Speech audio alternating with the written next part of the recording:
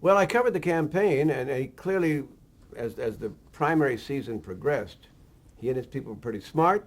He was fairly personable. In fact, I think he was better on television in the primaries than he was in the fall in the general election.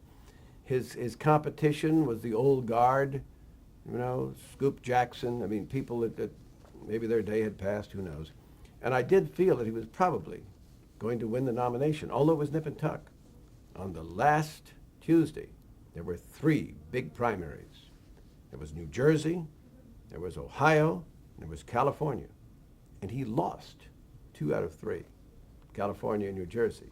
He won Ohio, and Mayor Daley, the old man, pronounced him the nominee. And George Corley-Wallace, governor of Alabama from the South, pronounced him the nominee, and therefore he became the nominee of the Democratic Party.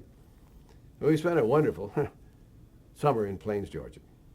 It truly was.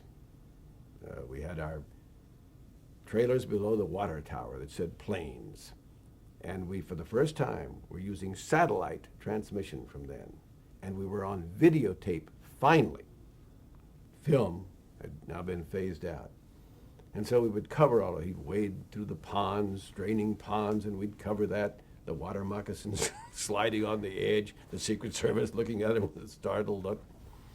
And of course, we met his mother, Miss Lillian. I loved her. I loved Miss Lillian. She reminded me to some extent of my mother. She was a irascible woman who said what she meant. And occasionally she'd come down in the morning to our encampment below the water towers, knock on my door. "Oh, Miss Lillian, come in," I'd say. "Would you like to say, yeah. Would you like a little pick-me-up?" "Well, don't mind if I do." So I'd get her a bottle of bourbon, pour a little bit in the coffee. She'd drink it, we'd talk, 2 or 3 of us in the trailer.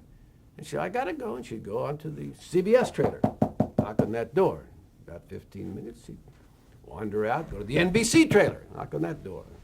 After a while, feeling no pain, I think, that wonderful woman would get in her car and they'd drive her down to the train station. And she'd give interviews there.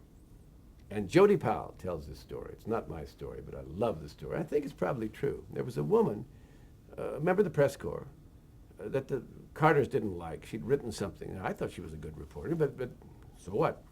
And they kept staving her off with her request for an interview with Miss Lillian.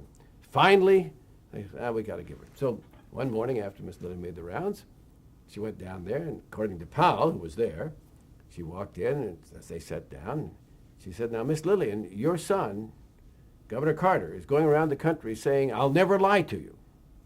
Are you trying to tell me that he never told a lie in his life?"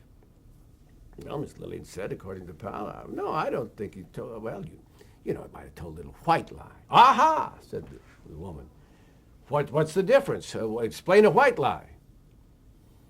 Miss Lillian said, "Remember when you came in and I said how nice you looked and how glad I was to see you?" Now, don't you just love a woman like that? I mean, that was Miss Lillian Carter.